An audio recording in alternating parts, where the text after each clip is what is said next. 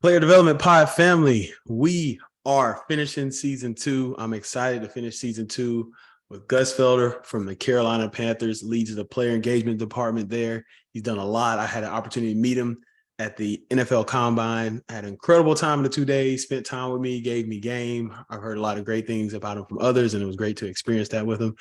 But we're ending it here special this season. Season 2 has been great, and I'm so excited to have you on. Gus, if you can tell us a little bit about yourself, man of many trades, many trades, has done it all, excelled in it all. So, well, Ed, I appreciate you having me, man. I'm excited just to get out here and get on here and share anything with anyone who wants to listen. Just like yourself, if anybody reaches out to me in my DMs or through email, through text, I try my best to respond and keep in contact. I just enjoy building relationships. So I appreciate you for being humble enough to do that, because some of us aren't. We our pride's in a way of reaching out to people, and you did that, and it's great. And I got to see your heart those 2 days that we were out in Indianapolis, and it was great. So myself and Gus Felder, been a blessing to be in this field. I've held every position in football you could think of. Football and athletics. Of course, I was a football player growing up in Philadelphia. My high school dropout, ended up going to Job Corps. From Job Corps, going off to Penn State. I'm going to Berwick, Pennsylvania, a high school. And as I tell you these stories, you'll hear like God put people in my life to help me be who I am today. Just people that just genuinely care about developing people. right. Like I said, I moved from Job Corps to a home in a new town in Berwick, Pennsylvania. God put me in contact with a lady by the name of Sally Johnson, who was my caretaker while I was in Berwick, Pennsylvania. But my high school football coach, George Curry, was a great, motivator and developer of people. So from Penn State, from Berwick, ended up going off to Penn State University. Graduated from Penn State, had a short stint in the National Football League with the Cleveland Browns. And I knew before I took that opportunity to go with the Browns, went through the whole draft process, get calls, you fill them calls those 3 days, whatever you got going on. And I ended up being a free agent to the Browns. And I knew before that I'd already started a graduate assistantship at Penn State in athletic administration. That's when my first journey started in athletic administration, working with guys like Mark Sherburne, Sue Sherburne, and those guys in the administrative office at Penn State. And went off to the Browns and got released by the Browns twice, and then ended up coaching back at Penn State. And then from there, I've had, I'm just not going to go each stop, I'm just going to tell you everything right. I have to do. I've been a head high school football coach. I've been assistant high school football coach. I've been Division II assistant coach, assistant head coach, interim head coach. I've been blessed to be able to do another grad assistantship at Penn State University. Trying to think everybody, I'm missing anyone out. So talking about jobs, and I've been an athletic director at the high school level.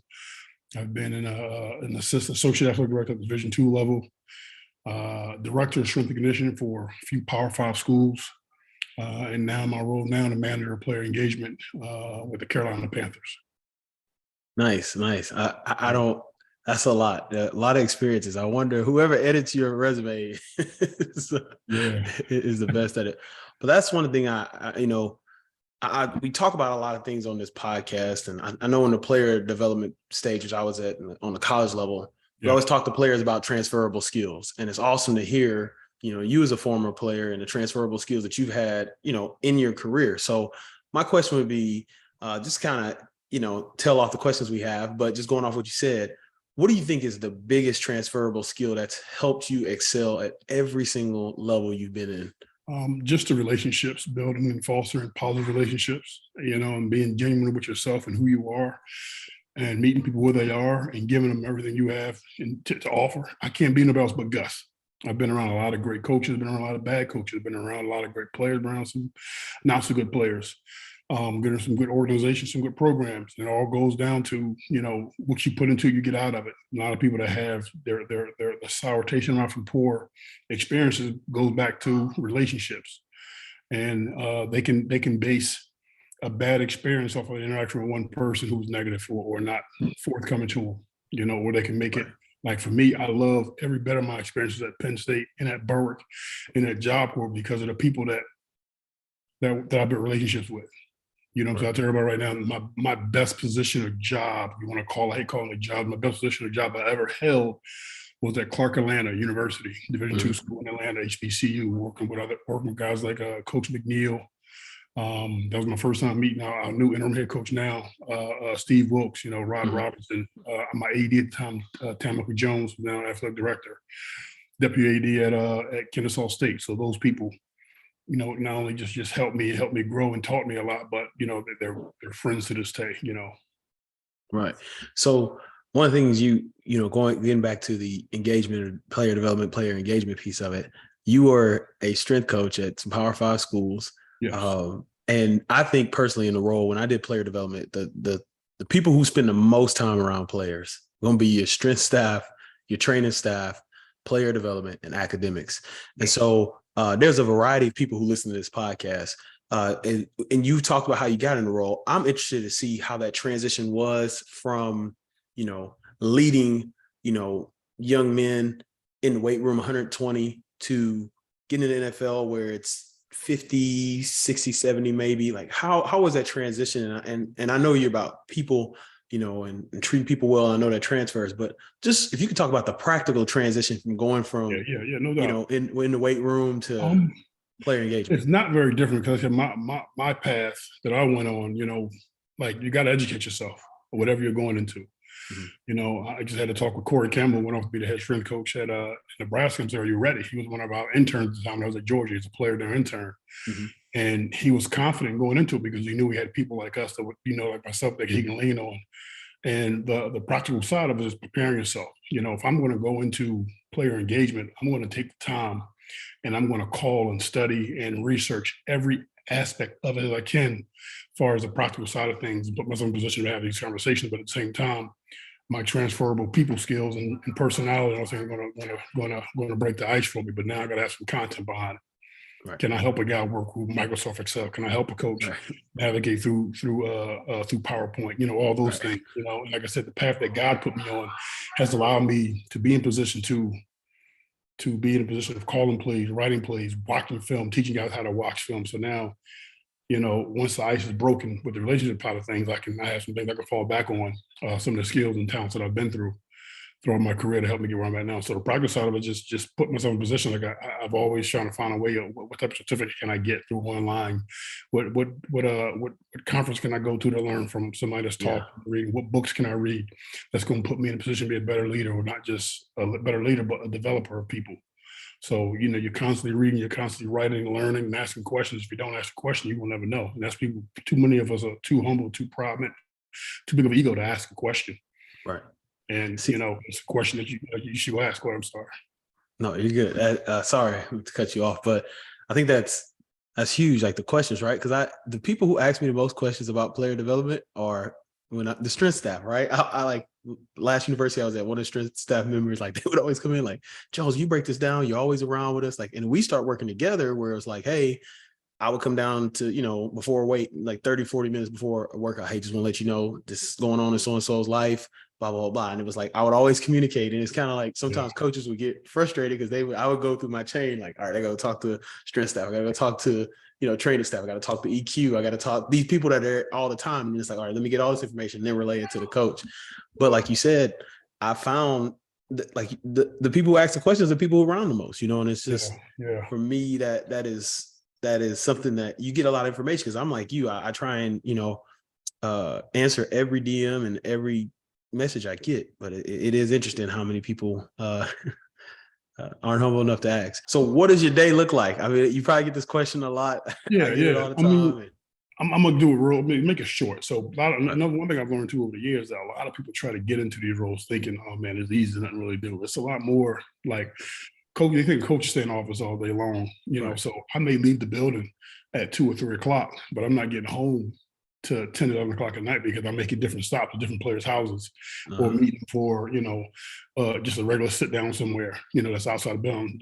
In the field that I'm in the National Football League, people got to understand like the stadium and the building is a locker room for them. They don't want to be in there all day long. So we got to get up off our butts and go engage and meet them where they are to develop them.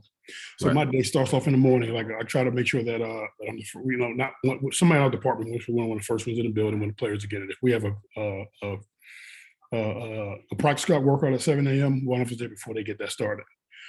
So we can always have somebody around.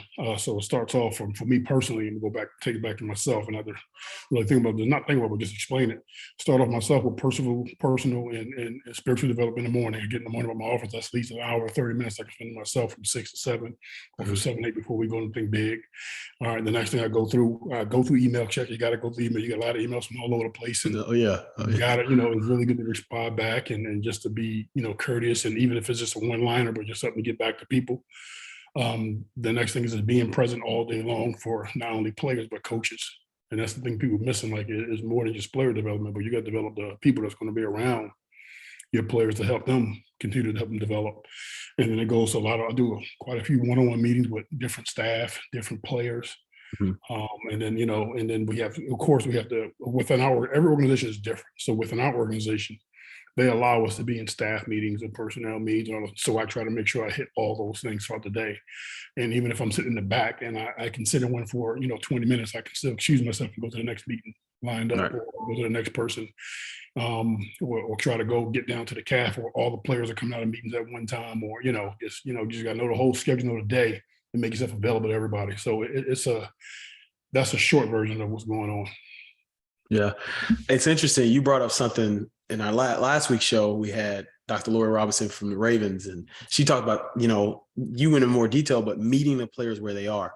I think a lot of times in college, and I've even thought it in college, you got your office, you set your office up for people to come, and, and like or we have a program or something, and it's like, man, they didn't come. They're not coming upstairs. So what is your advice for those? You gotta go where they are. You gotta tap into the athletes or the athlete or the coach that you're looking to engage with or develop. I don't believe in sitting there guarding your desk. You know what I'm saying? Some organizations have their player development staff right on the second floor where the GM's at, and they don't want to go deal with those people. Or at the college level, the player development office is right where the coaches are. They're tired of seeing the coaches. So I get coaches. I used to call it coaches row. Yeah, even when I was a strength coach, like when I had time off, like I'm going to where the players at. They're down there. They're on the field doing one walkthrough, or lifting with the guys, or down to college NFL level. I'm meeting guys with them. I'm going to their houses. They're coming to my houses. We meet at cigar lounge. These are adults now, so we can do different things. I'm not a drink. I don't drink, but I do enjoy cigars. So I have a weekly thing where the guys come meet me at the cigar lounge. We sit down and talk, or we're meeting up at a bowling alley. We're meeting up just to go sit out in the parking lot and talk. We're going down street to the car show. We're just going different things, getting out of the building and going where the players are at. So the players always got something going on. Right. So, and especially when if they invite you to something, go, show up to it. Right. Don't just say, okay, yeah, not show up. That means something to them. You know what I'm saying? I went to Shaq. Shaq had do you think these guys don't know? Shaq had one of our players, Shaq Thompson's number 7, our linebacker, had an event where he brought a bunch of kids from the city in to see to get the dentist.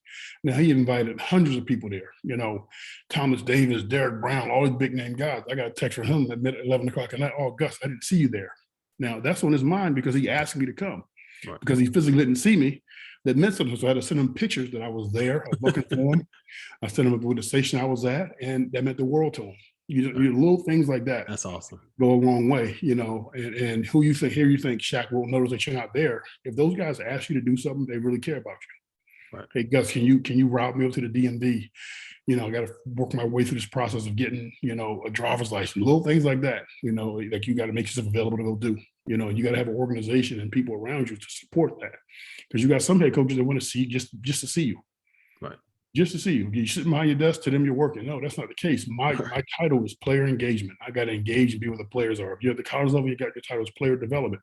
So you got to go and be where the players are, engage with them to develop them. So that's my whole thought process involved. And even I can keep going, like even with our process with Mark Rick years ago, we talked about what does player engagement, player development looks like.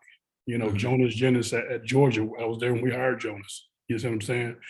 Fernando, now in the Atlanta Falcons. Right. We try to get Fernando down to Miami with us before we even started. So we just got to get the right people around and that really want to put the time in to be with the guys and be around them and can truly help them develop. So yeah, we go over there, or you got to go over there. You can't sit in your office all day, man. It's the wrong thing to do. Yeah, no, absolutely, absolutely. It's interesting you said that, because like I got invited. I'm like 2 weeks in working at Baylor, and our tight ends. He just came, hey coach, I know your family's not here. My girlfriend's playing a softball game. If you want something to do this evening, we'll be there. So I show up, and he's like, oh, what's up? The greatest thing in the world, means a lot to him. Right. 2 weeks in. So it helped me with his teammates that came, because they're like, oh, this guy's reliable. So anybody listening to this? Oh yeah, those things, man. Absolutely. You can, like, people look on Facebook, man. I've coached high school from guys from 2004, 2007, and some days when Mark Rick did that article on me that came out, mm-hmm. I had guys from 2005, 2004. I wrote right on the thing like, man, I remember I used to go to coach's house and play Madden all day. I remember, and I still do those things. I still, I'm a big video gamer. Like so I don't hide it from those guys. I enjoy building Lego. Like this is my area. So they know these things, and I'm not ashamed of it. I'm not ashamed of it. Those are just hobbies I have to piece myself. But those guys are interested in those things. So they're like, man, coaches, he does that. And so it's cool for me to do it. I post Bible scriptures. Now I got a guy like Gus Edwards, who's playing the Baltimore Ravens, who used to be shy about it. Now he's open about it. PJ Walker, guys are just open about sharing their love for Christ. And that's what you got to do, man. Meet them where they are, man. You got to go get them. What's the biggest lesson you've learned in player engagement? Man, that's a good question. Let me think. Just to be there for the guys. I mean, I don't know. That's a tough question. Like the biggest thing I've learned is just really called communication. Yeah. Really taking the time to listen. Really, really listen. Because a lot of times, when you're a coach and you come in here, you want to just give advice and you just want to have an answer. You always don't have to have an answer. Sometimes you just want to listen. And that was one of the biggest things I had to really not learn, but also push some other player engagement guys I hired in the past. And that was one of my rules in Miami, hiring those guys are just really sitting back and listen to these guys. It's not babying them, it's really just listen, because they don't have no one to listen to, because they're the ones looked at, they're the superstar they don't want to go to. Even staff members, they come to me and think, I don't know who else I can go to talk about this. I mean, coaches, grown adult coaches. So, just really being able to just sit back and listen and know that you don't always have to have the answer, but you listening is the answer for them. You know what I'm saying? Then when you circle back around the second conversation, then you can start, hopefully, if they invite you back, and start applying some solutions to their problem they're dealing with. So listening is the biggest thing to learn. We're taking time and listen. I like that you're, adding coaches into it, because that is a part a lot of people don't talk about. So like, even when you said, like, I remember I worked at a school, and when our position coaches, he just walked to my office, closed the door. He said, man, I'm having a tough week. Like his player, it was just, this guy was in trouble. He said, man, I just need to talk to you. And then if you could pray for me, he's like, to your point, he's like, I can't go nowhere else and tell nobody I'm having a tough week. Yeah. And even, coaches, you start talking to them. Like for instance, and I know you have this experience, you have a coach that may be a promising head coach one day. And you're like, hey coach, just, talk about culture, and like, hey coach, this is what I do in the program, and this is why I do things this way. And they're like, oh, whatever. Or one time I helped a coach at University of Houston when I worked there. He had a receiver room, and he had a freshman. Let me go back. At the University of Houston, I was helping this coach out. He had a freshman who wasn't doing well on the field. He's a big time player at his high school, but you know how it is. You get to college and everybody's pretty much the same. And so I told the position coach, I said, hey man, this kid got more community service hours in 2 months being here than your entire room. And then the coach used it. It lit the kid up. The kid goes to practice and he has a great day. So I love that you're talking about the integration with coaches, because it's really, truly, honestly, program development or program engagement or organization franchise for the level you're on. And that's been my biggest initiative getting into player, because I was AD. Mm-hmm. And who's there, and what I believe is missing in most colleges and most places is that development of the coach. You guys we have the transfer portal now. A lot of guys are transferring out of schools because of broken relationships with coaches. Mm-hmm. So why not put that focus and emphasis on bettering the coach to have a better relationship and communication with the player, so therefore the player don't want to leave. So I've talked about this with so many people before, and I'm going to keep pushing this. That's my ultimate goal is to get back to the college level at some point and continue to develop the coaches, because a lot of these ADs are coming in from the administrative or the financial side of things and not how to work money, but they don't want to deal with people, deal with coaches. And so a lot of times, I hate to say, a lot of them are intimidated or afraid of the coach. Right. Not me. I can have a relationship with all. Some of my greatest relationship friends are guys I consider hard coaches, like Jeremy Pruitt's a great guy. We talk all the time, but a lot of people are afraid to approach him because they see how he is, but he's a great dude if you sit there and listen to him. So having that ability to sit down and better your coach and develop the coach, which in turns falls into place of developing the student athlete for better, whether it's college, pro, high school, whatever you got going on. So that's why it's a big push for me. So I sit on, I do a lot of stuff with you, but I find it with our Bill Wash Fellowship Program, because me and guys coming in and see where they are and helping them along the way, and just because sometimes those guys are going to get lost in the shuffle with all the stuff going on.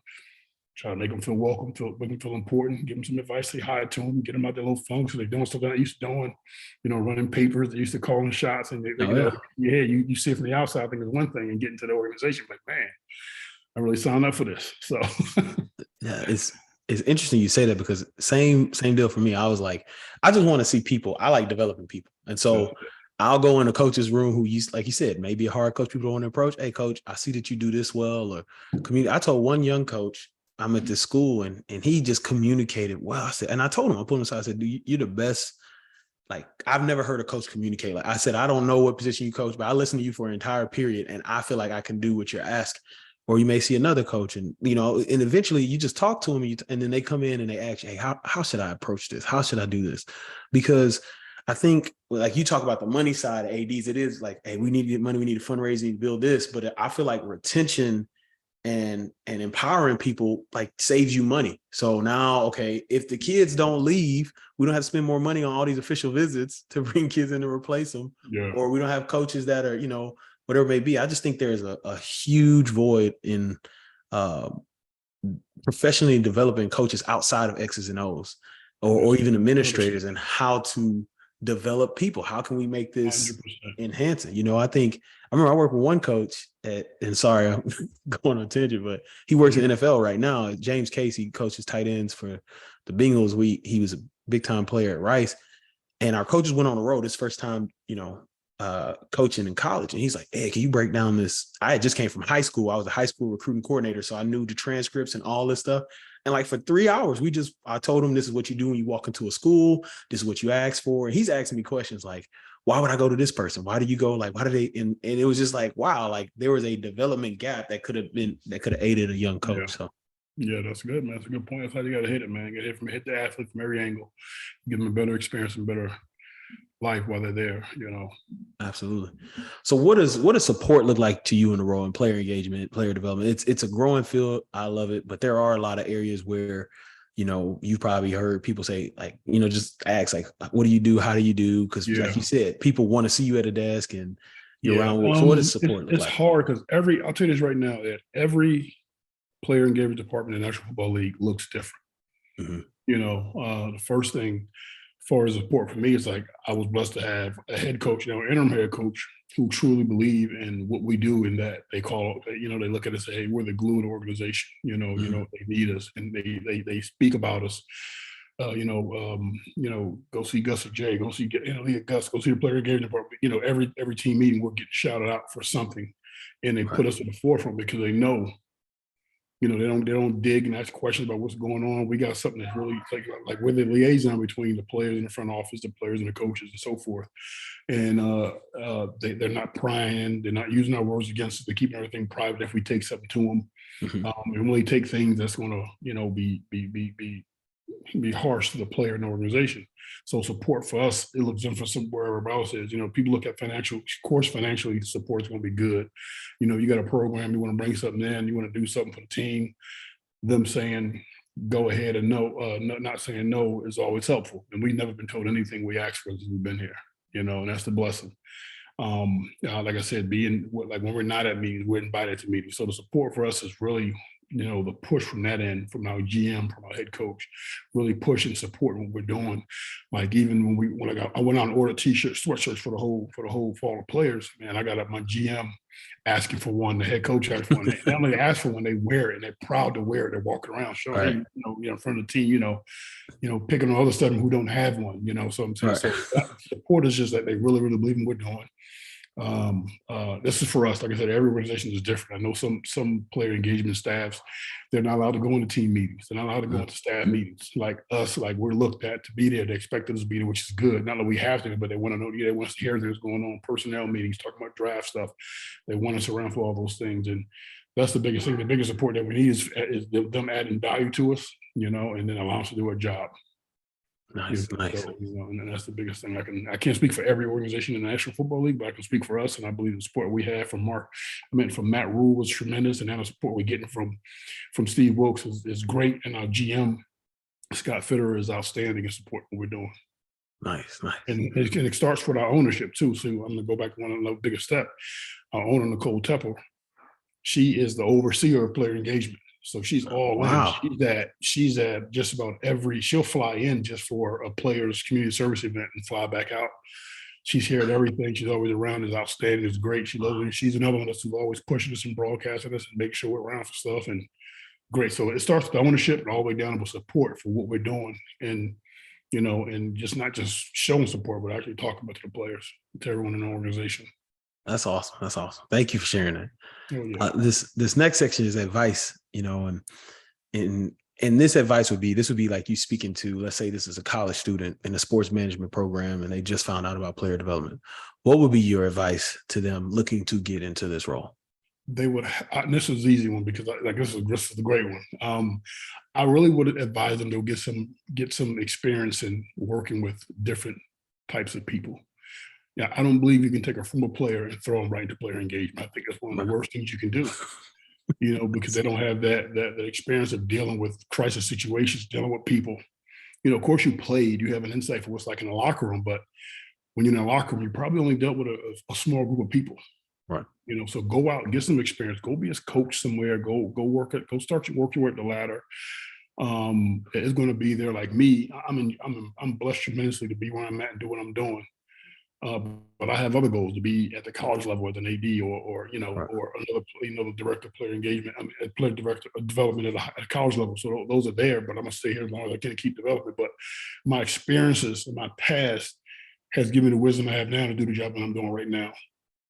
So a lot of guys, the worst thing you can do, and this coming from some GMs, the worst thing you can do is take a former player who has not had no coaching experience or working experience in the world and throw them in that role, because they're going to get lost and get swamped when it comes down to doing the behind the scenes, one-on-one meetings, typing up different reports, talking to the NFL about programming, about IR programming.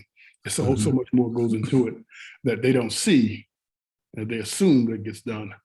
But I would advise you to get some experience, and that could be any type of experience of working with individuals at all levels and ages. A lot of guys I have over 30 guys in the league that I've coached or worked with from high school and college before I got to the National Football League. Right.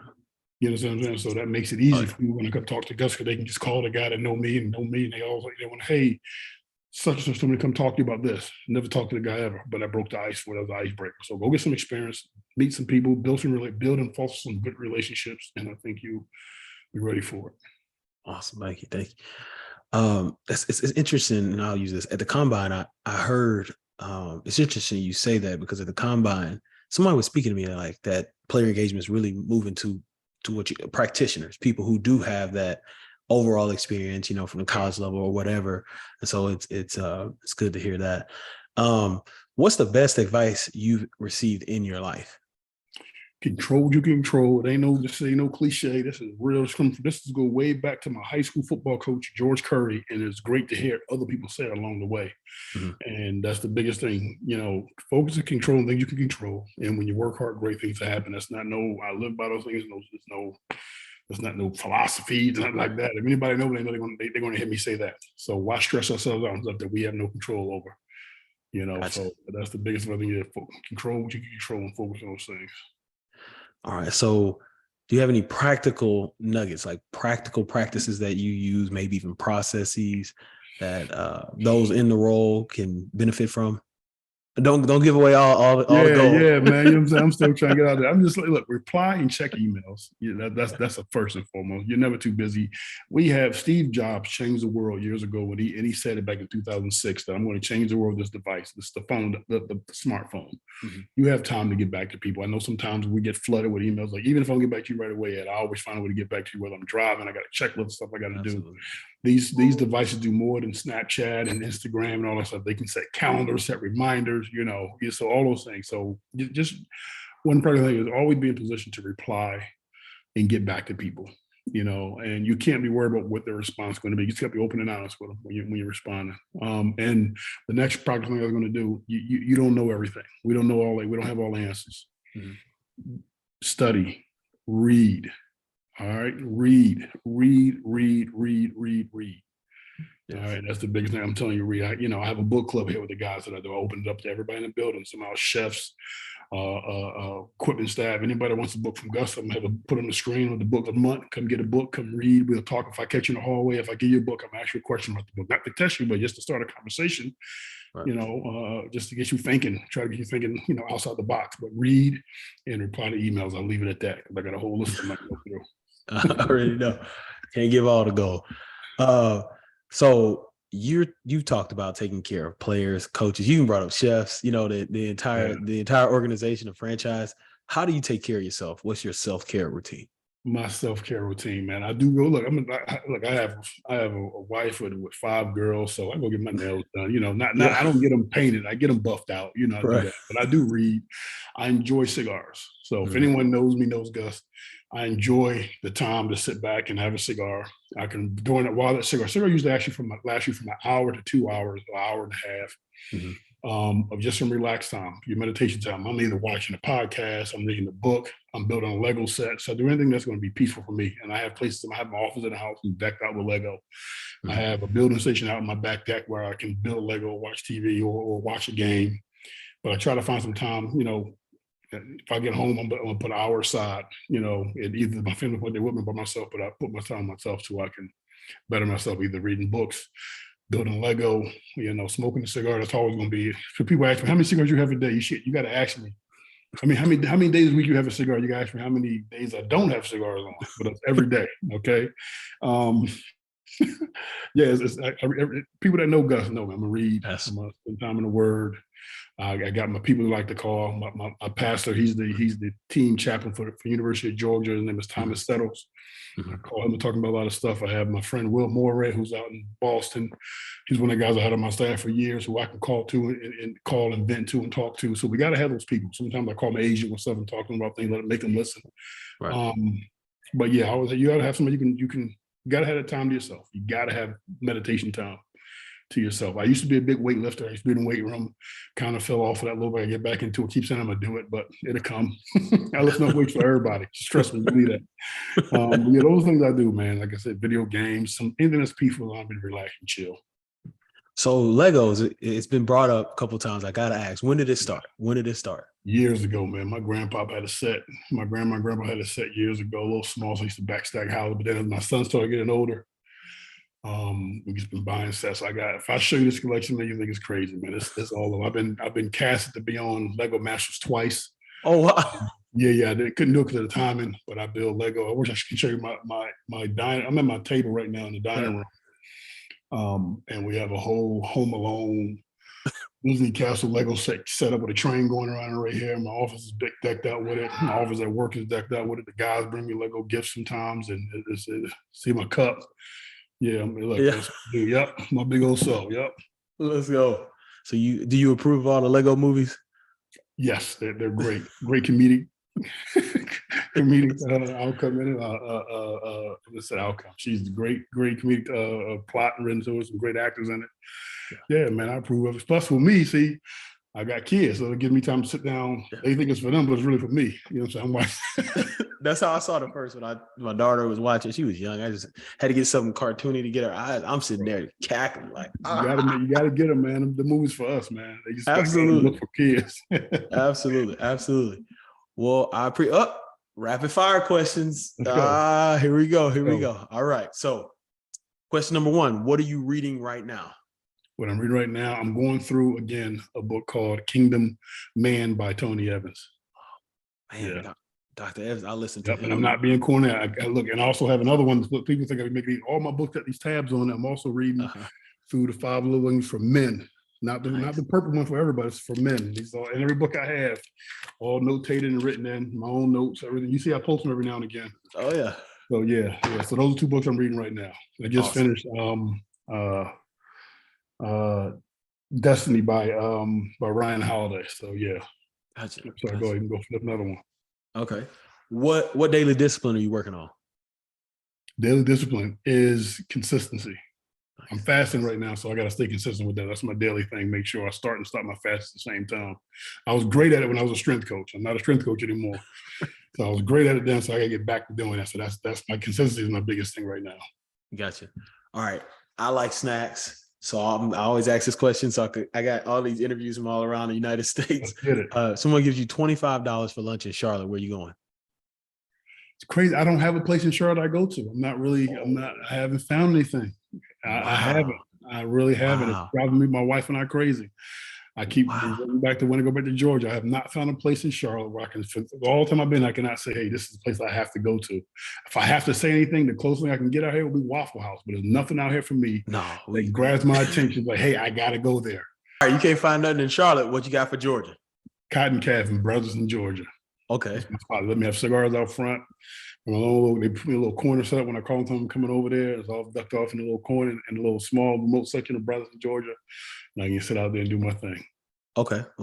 $125 for dinner. Del Frisco's easy. Okay. Yeah, Del Frisco's. And there's only a couple of them around Philadelphia. They have one here in Charlotte, Del Frisco's. Okay. Nice. If you could join a band or music group, past or present, who would it be? Boys the Men. Oh, that's right. Motown Philly. Yeah. That's Boys easy the right Men. there. Old school R&B. Man, that's good right Yeah, there. man. How about you? What's yours? I got to hear it now. Oh, that's a good one. So Earth, Wind, and Fire. Earth, Wind, and Fire. I would have to learn how to hit those high notes, but it's more the things they wore and just the energy. Yeah. You know, like I forgot what the guy named, the bass player. I think his name is Bill. I don't know his name, but he's still to this day, man. He gonna sweat and man, like that's just. I grew up listening to my dad would play it, and he would get mad at me like if I missed the word, he's like, "Don't sing out loud." So that's good. My dad played the bass guitar for the Apollo, the Uptown in Philly. Played for all those dudes. Wow. Man. Yeah, that's another story. I got. Yeah, man. That's awesome. Pictures and everything, man. I got people when he passed away. I got people from the band write me and talk to me all the tell me more stories, send me more pictures and stuff. So it was good. Wow. Yeah. That's awesome. Did you ever see him play live? No, I was little, man. My brother and I were little. We went to school early. My mom and him, he was, that was back in the day. Right. I was born in '78, so they was traveling around, doing something. We stayed with our grandparents, something. But yeah, yep. That's awesome. All right. If you could co-star in a movie, who would it be? Action and comedy? I like a lot of comedy movies, man. So if I go action, I don't know if this fits in the action part of it, or I don't know if it's drama, whatever you call it, but I would love to be in the Walking Dead. All right. And then as far as comedy, man, there's so many of them out there, man. I'm gonna go something probably gonna blow your mind you don't know about. You probably do know about the old movies like Cannonball Run and all those things, Smoking the Band, those type of things. Yeah, I like something. Yeah, stuff like that. If you want to go modern, my favorite TV show of all time, I think I can play on would be The Office. Office. I think I can have a starring role in The Office. Office is good. And in Office, I got connected with one of my favorite shows, Parks and Rec, off of watching Office. Same writer, yeah. Oh, yeah. That was good. All right, so what actors would you co-star? Whew, man, you got me. I don't know names. Let me see. I like to do something with Will Ferrell, see if I can hold together him and Will Ferrell and Kevin Hart in a comedy. That'd be great. But action stars, oh man, let me see.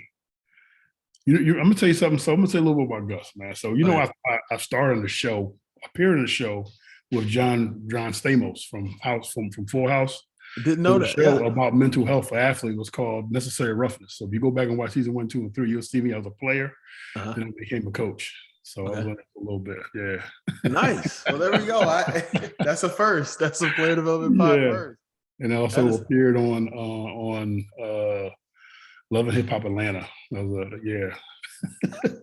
Nice. That's not real, people. Don't think that show's real. It's not real. It's all scripted.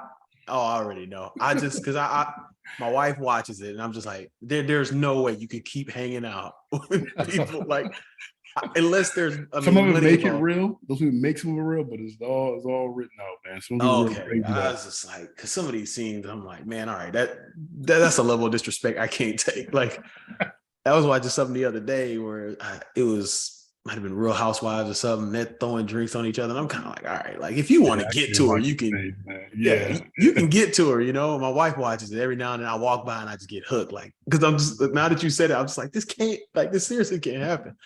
Yeah. Next question: what sport do you wish you played growing up? Boxing. Nice, That's my favorite sport of all time. nice, I grew out of it. They told me I grew out of it. So, yeah. nice, nice. Do you ever want to be a ring announcer or anything like that? No, you want to get in the ring, hit people, man. No, I never Yeah. did it. Just No, left right combo. that's it. All right. Well, all right. The last question is more of a question for our followers. How can they support you, follow you, different social medias, or just support you overall? My Twitter and Instagram is at Coach Felder. Mhm. That's real simple. That's what I use. I post from Instagram and it goes to all of them. So it goes everywhere. So yeah, at Coach Felder on Twitter and Instagram, and just you can support me by continue to call. Can you push the method? Help these people around you, man. Nice. Be a blessing to somebody. Awesome. Well, thank you so much. Thank you for coming on and being a part of season 2. I appreciate you.